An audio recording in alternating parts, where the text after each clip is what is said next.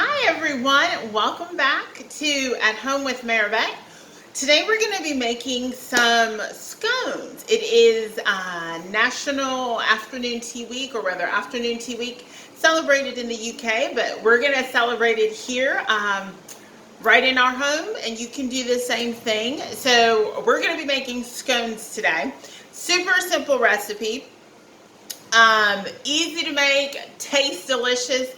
Definitely something you're going to want to make to have with your tea, to share and invite your friends over to. It's a great prelude for your afternoon tea meal. All right, let's get started. As you know, you'll see me. I'll flip the camera so you can see what's going on, and you'll just hear my voice. All right, everybody ready? Here we go.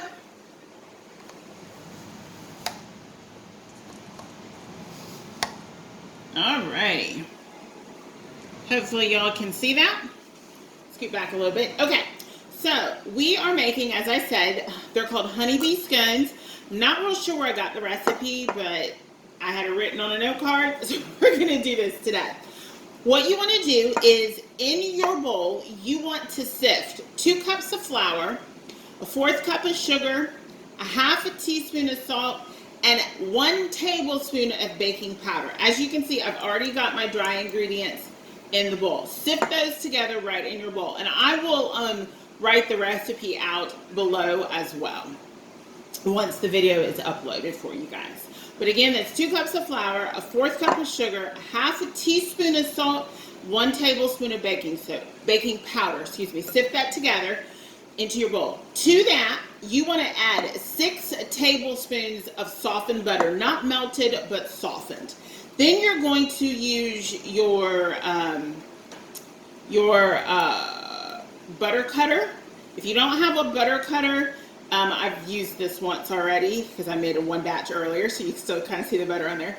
If you don't have a butter cutter, you're going to want to, you can use 2 forks, a knife and a fork, something like that. But you want to cut in the butter so it looks crumbly, like little bitty crumbles, okay? So that is what we're doing here. We're cutting in the butter so that the mix or the batter, the dough, it looks like little crumbles, like bread crumbles, okay? So if you guys can see that, starting to turn there. You want to get that good mix up. Now I am using a paleo flour blend.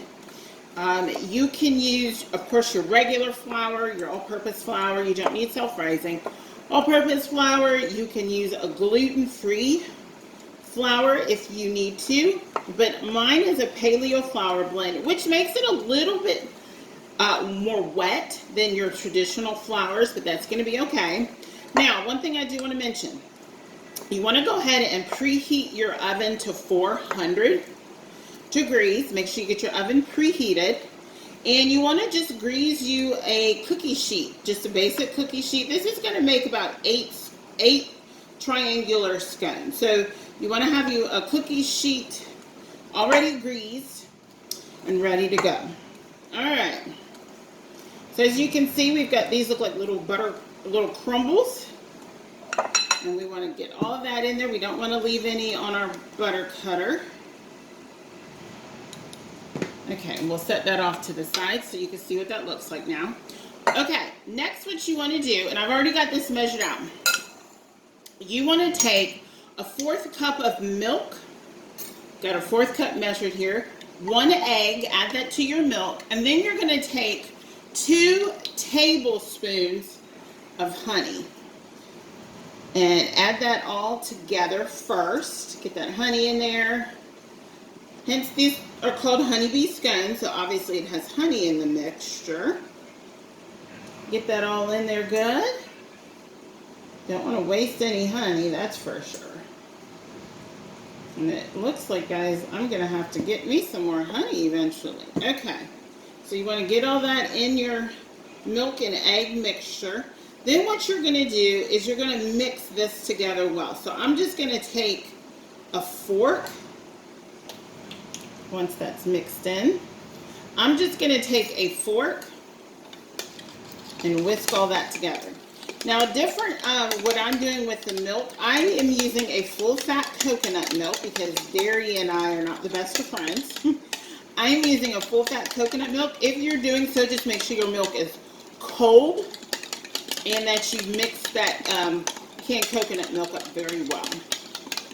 Okay, so you can see it's all mixed in there good. Next, what you want to do, excuse me, you want to add this to your dry ingredients. Super simple. Okay, and you want to mix that all together.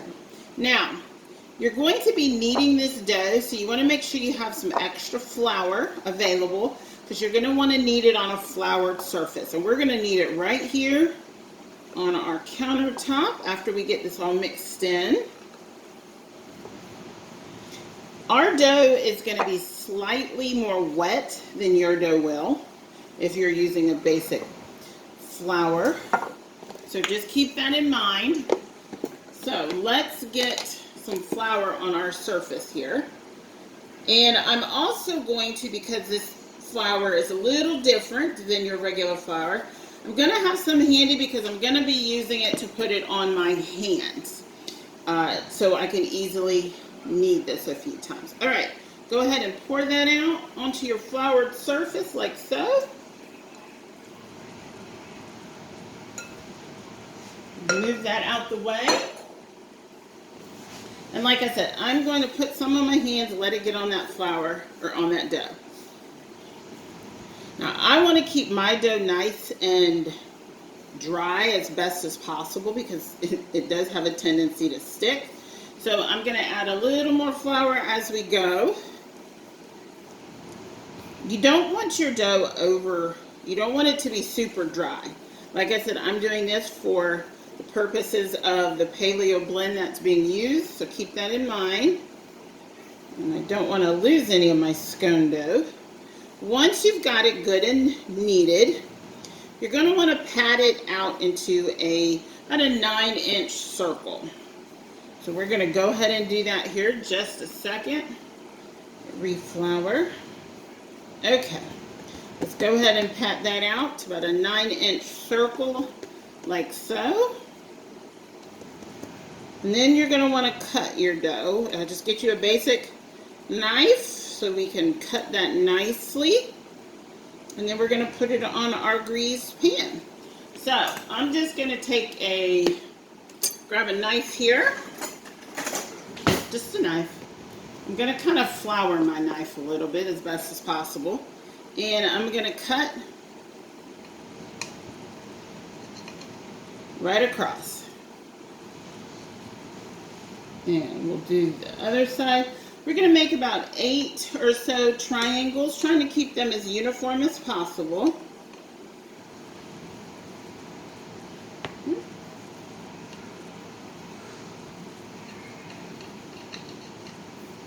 And the last cut here across the board.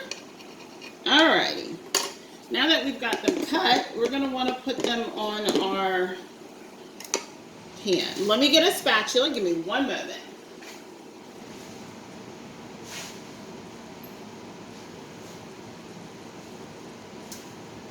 Alright, we've got our spatula. Let's go ahead and get those on our pan here. So we're just going to lift them up like so and put them on our pan. Now they will spread a little, so you don't want to put them too close to one another.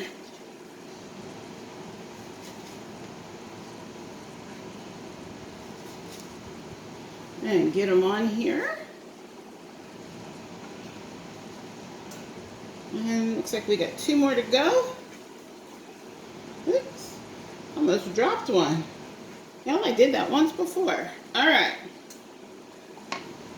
There we've got our scones on our pan. We're going to put this in the oven for anywhere from 13 to 15 minutes at 400 degrees. So let's go ahead and put that in our oven now. Set the timer. And y'all can't see me, but I promise I'm here. Alrighty, so those are in the oven. Now, I've got a batch that's already finished. I'm going to grab that, show you guys what it looks like in the very last step. So, I've got some scones here already complete. Let's move that out of the way so you guys can see this properly. Already complete. And what you want to do for a little extra garnish, now I think it'd be pretty to take some powdered sugar and sprinkle over your scones, but what you want to do is just take some of your honey. Hopefully you've got some left. Looks like I really need to get some honey.